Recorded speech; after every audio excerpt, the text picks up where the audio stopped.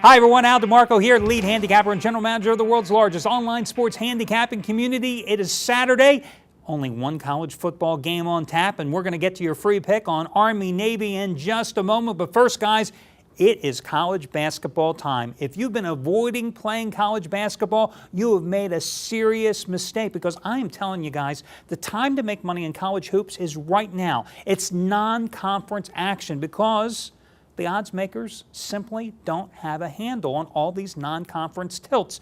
And you out there, the gamblers, you're probably asking yourself, what do I look for as a handicapper? Well, in my 25 years, I can tell you right now, before you get to conference play, what I look for in the opening 4 to 6 weeks of action, I look to see how teams do in step-up games. And what I mean is this: I look for the more obscure games on the card. I'm not looking for example, on Tuesday night this past week, when you had Butler taking on Georgetown, everybody and their brother was on the Butler Bulldogs. I thought it was a trap. I didn't think Butler was going to win the game like most thought. I didn't think Butler was going to cover. You saw Georgetown delivered with the easy win. Instead, I went down to Fort Worth and found Texas Tech laying a couple points against TCU in revenge, and was an easy winner for me. And one of the things I looked at in that particular game was the step-up situations for those two teams. Texas Tech had stepped up, taking on then number 12 Washington earlier in its previous game, a week earlier, and delivered an overtime win at home. Meanwhile, TCU, in its only step-up game of the year, had failed miserably a couple of weeks earlier. So that's something that I consider. Then another night, one night later, Wednesday night, everybody and their brother was looking at Madison Square Garden, where you had Kentucky taking on Connecticut. Most people thought UConn was going to be the play in that contest, and even I liked the Connecticut Huskies a little bit in that game. But again, I found another obscure game on the board. Now, I say obscure just to point out the matchup, and it was the game between Arizona and Louisiana Tech, and I guarantee you, 99% of you out here listening to me right now, you couldn't name one player on Louisiana Tech, and you'd be hard-pressed to name more than one on Arizona if I spotted you Nick Wise, right? But that was the value game on the board. And again, I looked at the step-up games. You know, you had Arizona, who was coming off a Maui Invitational appearance where they played the likes of Wisconsin and Vanderbilt. You had a team that had already gone to Oklahoma. You had a team that had played in double overtime, losing at home to UNLV. But at least they had played some top-notch teams. You had a Louisiana Tech team, though, in that particular game was 7-1 coming into the game against Arizona. But in their lone step-up game, they failed to deliver, getting crushed by New Mexico. So that's something I look forward to college basketball when I'm handicapping a card. And on today's card, I have found the best value not to be Army-Navy, but there is one particular college basketball game that stands out among all others today, and it's going to be my opening odds makers error lock of the year, and this is a 10-dime play. And I say a 10-dime play because I won 5 dimes with Texas Tech on Tuesday night.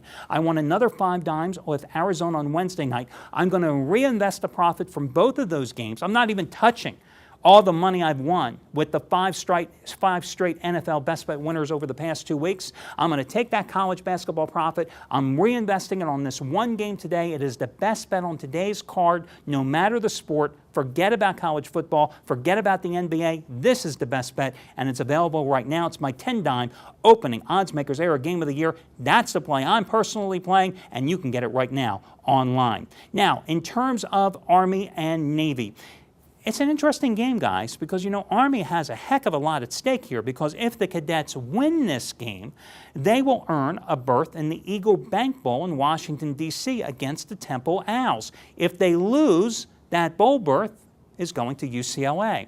Now, Army comes into this game with a 5-6 record. The wins against Eastern Michigan, Ball State, Vanderbilt, and North Texas, well, those 4 teams have a combined 6 wins this season. Their other one came against VMI. Now, their last one came against North Texas. That was their last game back on October 17th. They won that game 17-13. They needed a touchdown with 1:43 to play in that game to get the win. They were outgained in that contest by North Texas 447 to 287.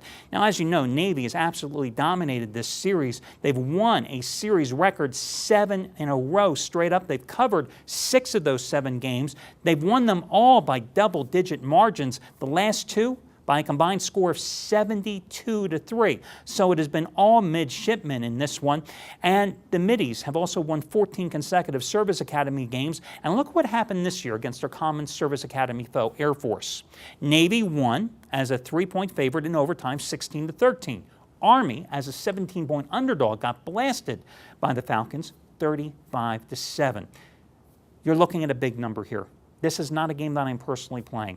But I think if you're going to play it, you have to once again go with tradition, go with Navy. Do not be worried that Navy lost 2 weeks ago at Hawaii. It was a meaningless game. Navy had already secured its bowl berth weeks earlier. Navy had already wrapped up its winning season weeks earlier. Navy clearly had its attention focused on this game. And as I always say, with teams late in the season that have to travel to Hawaii, you know, it's the beaches, blondes, and bikinis theory. They never are focused on that final game when they have to take on Hawaii, so they lost. Big deal. In this particular game, you lay the 2 touchdowns with Navy if you're going to play it, and you go with the midshipmen. Guys, before I go, just a quick reminder, the Golden Nugget, if you have not entered the free contest that we are running in conjunction with the Golden Nugget, why not? No purchase is necessary. Guys, every 30 days, we are giving away an absolutely free High Rollers Getaway Weekend to one lucky winner.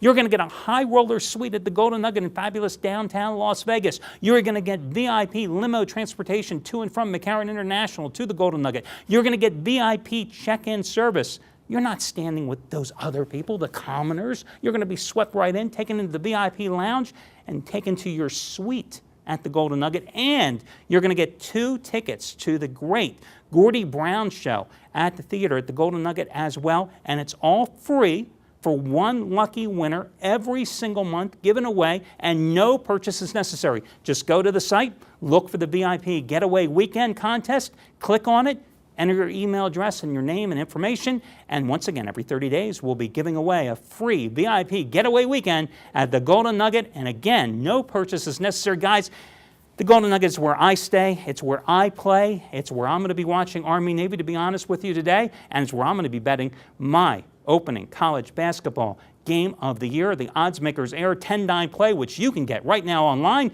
I'll catch you tomorrow when Steve Budin will be joining me as we'll be breaking down all your NFL action. Among the games we'll be looking at, of course, the big game in the NFC East between the Giants and the Eagles, and that little game between the Broncos, winners of 2 in a row, and the Indianapolis Colts, who go for their 22nd consecutive straight-up regular season victory. That's tomorrow, right here. We'll catch you then.